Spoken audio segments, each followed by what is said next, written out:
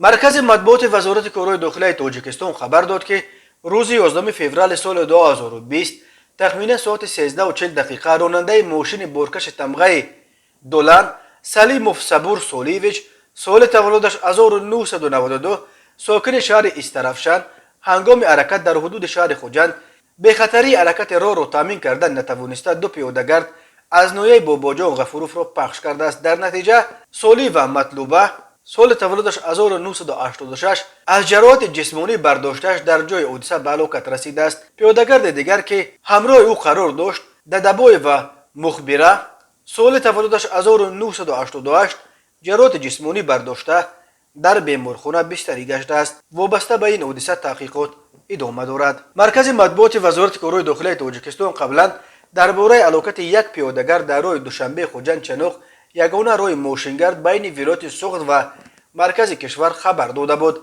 بنا به این منبع شب 10 فوریه سال 2022 تخمیناً ساعت 00:10 راننده افت تمغه گزل اولتیم شف قهرمان سال تولدش 1984 ساکن پایتخت هنگام حرکت در شورای دوشنبه چنوق از عهده اداره واسطه نقلیات نبرآمده پیادهگرد عثمانزاده منوچهر سال تولدش 1981 ساکن نویه جبو رسولوف را پخش نموده است. در نتیجه پیادهگرد عثمانزاده جراحت جسمانی برداشته در جای حادثه به هلاکت رسیده است.